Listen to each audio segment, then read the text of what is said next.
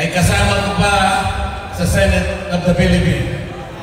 Ang aking kaibigan, ang aking kumare, Senador Amy Marcos.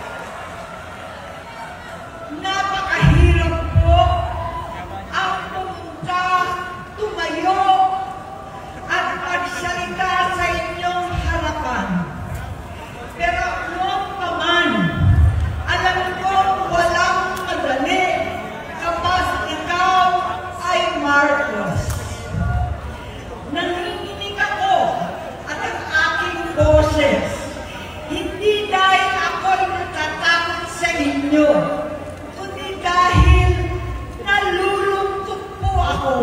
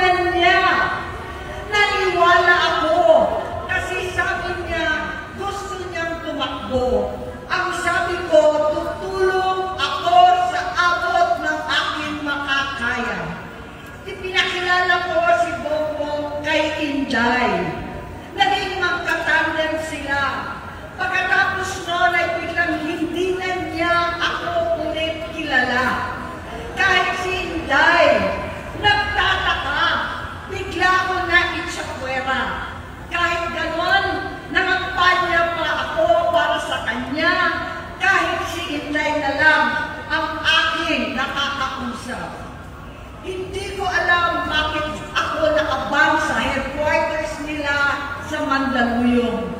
Hindi ko alam bakit walang nagre-report sa akin tungkol sa kampanya. Sa totoo lang, masakit mang aminin, nung dinidisqualify na siya, halos papaboran ko na sana dahil may nagsumbong sa akin mula sa kanyang campaign team na gumagamit na naman siya. Nung sinabihan ko, siya at mga taong nasa paligid niya, nagkaisa silang tuluyan akong alisin sa kampanya na ako naman ang bumuo. Sinabi nilang gusto ko na siya ay mag-disqualify para ako ang pumalit. Hindi totoo yun! Iniisip ko ang kalagayan ng aking kapatid at paano siya magsisilbi kung ganyan ang kalagayan niya. Pero pinaparating sa akin na hindi siya lulong at minsan na lamang tuwing nagpa-party. Hindi ko maipaliwanag bakit gusto kong maniwala at hindi mawalan ng pag-asa. Noong nanalo siya, naging pinakamalayo na kami sa isa't isa. Maliban sa opisyal na takbuhan at kapag pumupunta yung nanay namin, hindi ako sumama sa loob ng 3 taon dyan sa Malacanang. Dahil lantaran na doon ang inuman, ang paggamit nila ng cocaine at mga bawal na gamot. Hindi ba nila nakikita, naririnig, kakaiba na siya magsalita, hindi na maintindihan kung ano-ano na sinasabi at wala na sa sarili. Nagtatago sa kabaitan niya ang pang-aabuso niya sa droga. At nagbunga na ito ng mga nakakapinsalang maling desisyon. Hinayaan niyang kumilos ang mga nakatalibot sa kanya. Yung mga umaastang presidente habang nilululong siya ng mga ito.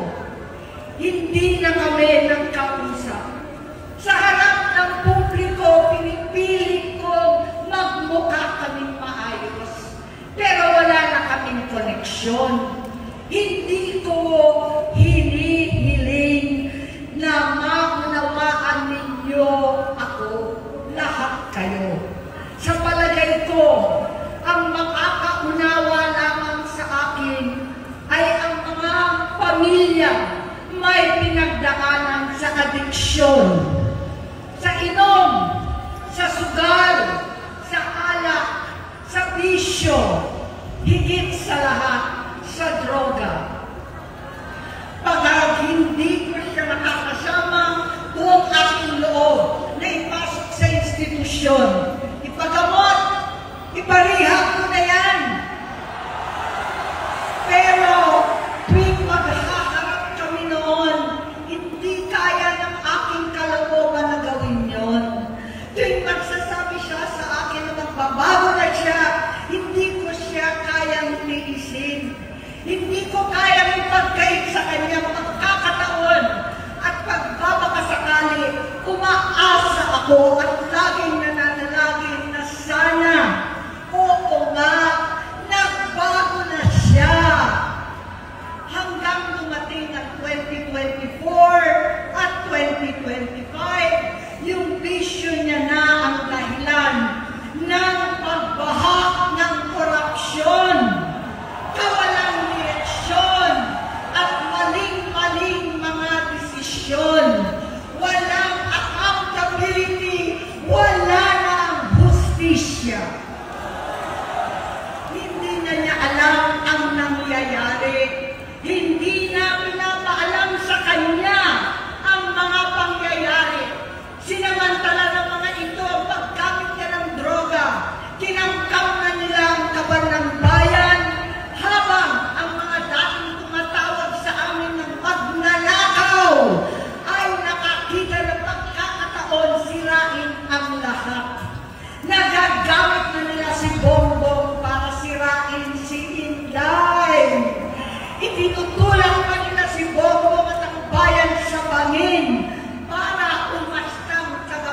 ligtas. Mula sa pagtraidor at pagpapahamak kay VP Inday, sa confidential funds na kung tutuusin ang galing naman sa opisina ng Pangulo, hanggang sa pagpadukot sa dating Pangulong Duterte para itago na lamang sa ibang bansa. Ang kabaitan ni Bongbong ay naging kalupitan. Karapalan ng pagtatakip sa kanya ng mga nasa Congress, sa Senado, mga miyembro ng kabinete. Kitang-kita na ng taong bayan, wala nang puwang ang kahihiyan. Para bang nauulit ang bangungot ng kasaysayang dinanas namin noon. 68 years old po ang tatay ko nung pinatalsik sa pwesto. 68 years old na rin si Bongbong ngayon. November 17 din, noong 2021, nung nakumbinsi ko si Inday na magbise kay Bongbong. November 18 po, bukas, ang ikatlong araw natin.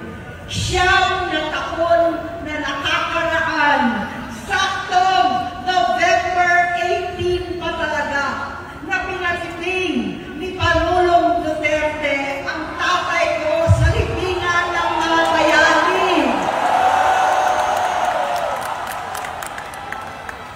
Halo-halo na ang aking nararamdaman, pero alam kong ito ang dulo at hangganan ng aking pagtitiis at pananahimik.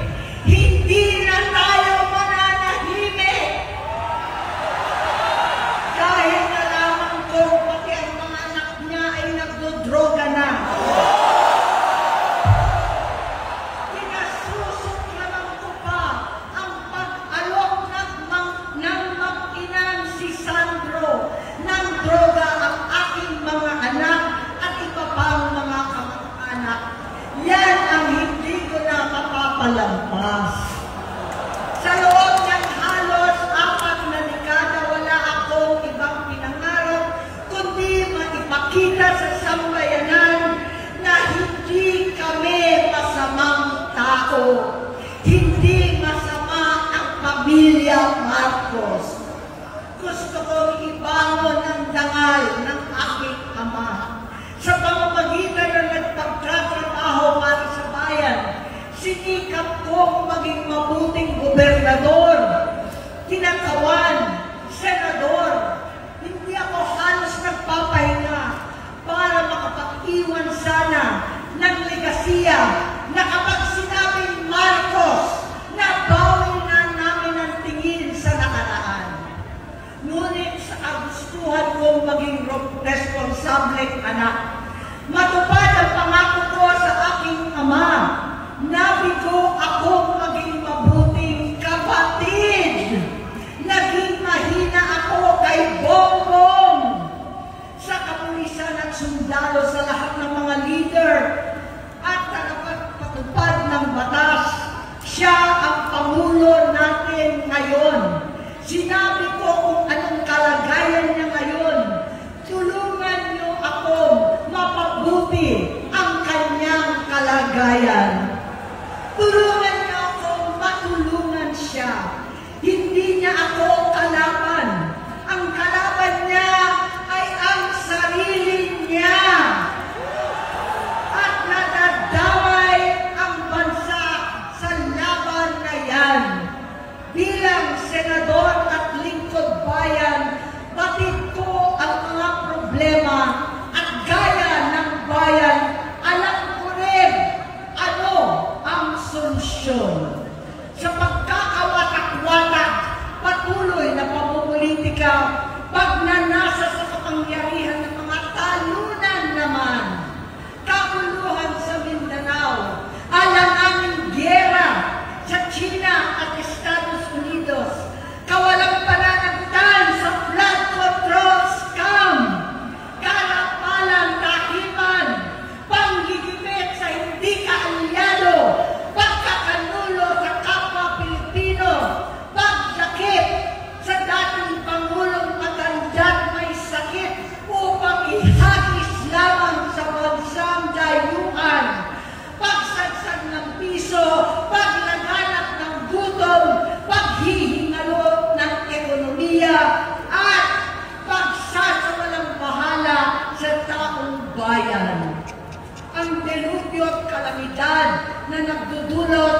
parusa.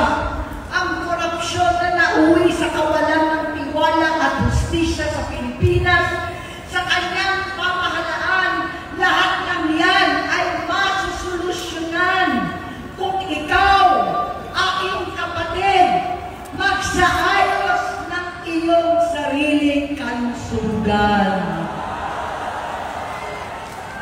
Kapag humupa ang ingay sa politika, kapag umuwi na kami sa aming pamilya, hindi bilang senador, kundi bilang ate, bilang si Manang Aimee ni Bonget, kaya ito sasabihin sa harap ng taong bayan, sa harap ninyong lahat, at sa harap ni Bongbong.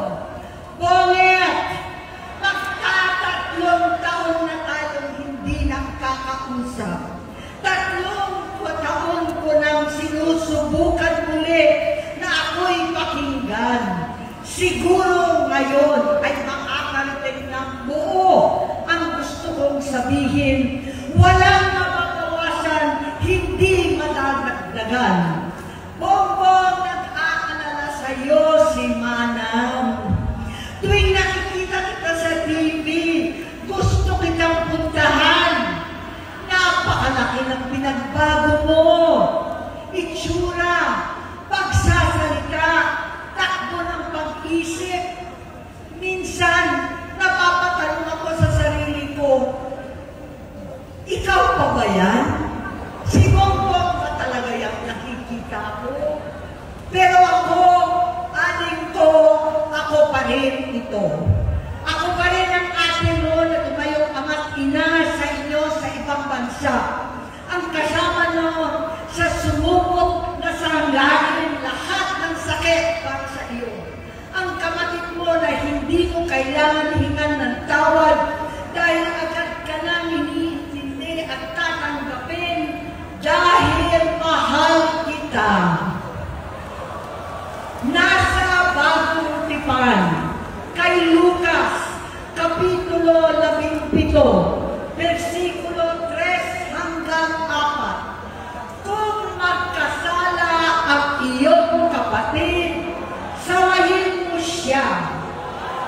At kung siya'y magsisi, patawarin mo siya.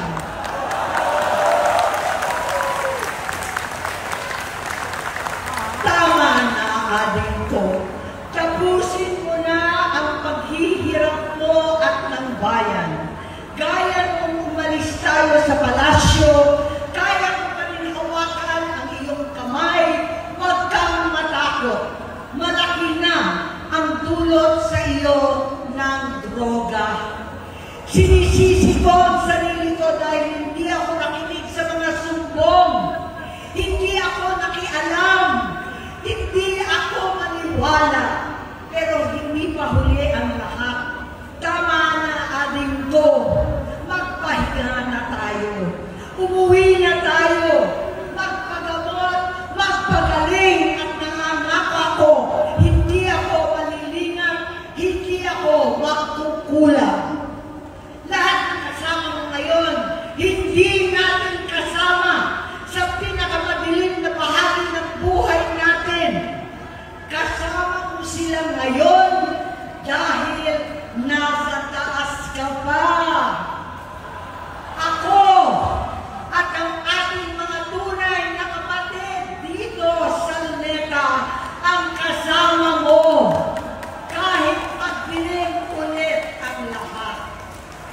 Sa likuran mo ang iniisip at ibinubulong lang ang misyon. Unahin na natin ang kalusugan mo dahil sa adiksyon na bigyan mo ng malubhang karamdaman ang buong bansang Pilipino. Matatanda na tayo, sakitan na si Mami, alagaan na lang natin ang isa't isa. Kaliwat kanan man ang panghuhusga sa akin, malinaw sa aking puso na dapat mauna ang Diyos, ang bayan, pamilya at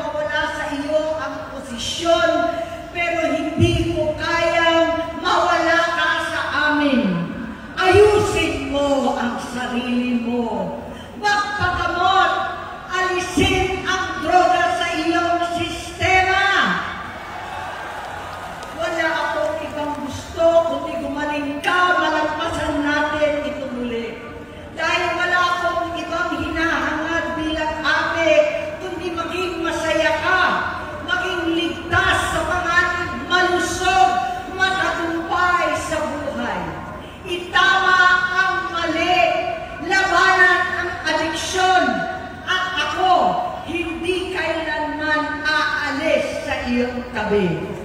Susuporta at hindi titigil manalangin kasama ninyo dito sa NETA at sa buong mundo. Dahil iyon naman ang tungkulin at ibig sabihin ng salitang kapatid, kapatid, mabuhay kayo, kapatid. Maraming salamat po.